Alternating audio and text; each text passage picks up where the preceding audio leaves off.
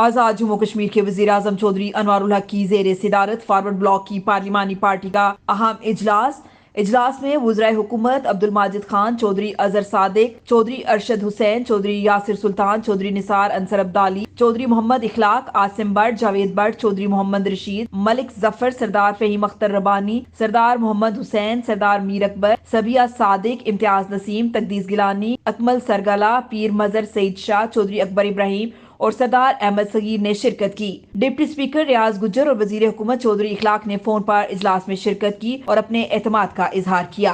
वजीर हुकूमत दीवान Ali Khan Chughtai scouts conference में शिरकत के लिए इजलास में शिरकत करके चले गए। इजलास में मजमूई सियासी सूरत हाल, इत्तेहादी हुकूमत की कारकर्दगी समेत जुमला अमूर पर तबादला ख्याल किया गया। पार्लिमानी पार्टी ने वजीर आजम चौधरी अनवारुल हक की क़यादत पर गैर मुतज़लज़ल एतमाद का इजहार किया। पार्लिमानी पार्टी ने तमाम सियासी फैसलों का इख्तियार वजीर आजम को दे दिया। पार्लिमानी पार्टी के बाज़ अरकान ने एक सियासी इत्तेहाद पार्टी के हवाले से तहफ़्फ़ुज़ात का इजहार किया। इस मौका पर वजीर आजम आजाद कश्मीर का कहना था कि करप्शन पर जीरो टॉलरेंस है। जिसने भी कानून से मगायर काम किए इसे जवाबदेही के अमल से गुजरना पड़ेगा। ब्यूरोक्रेसी पर खास नजर है, हर शोबे को अवाम की खिदमत का मरकज बना रहे हैं। वजीर आजम चौधरी अनवारुल हक का मजीद कहना था कि लोगों की तवक्कुआत पर पूरा उतरा जाएगा। तरक्याती मंसूबों पर फोकस है, शहरी और देही तफावत को दूर किया जाएगा।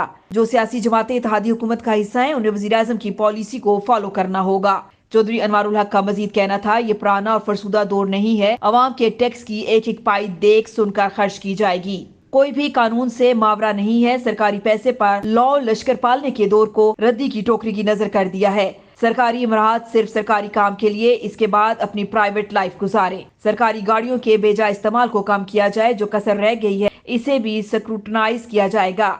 अब आपको पार्कों और मार्केटों में सरकारी गाड़ियां नजर नहीं आएंगी। जो हुकूमत की पॉलिसी फॉलो नहीं करेगा कानून के मुताबिक उसके खिलाफ कार्रवाई की जाएगी।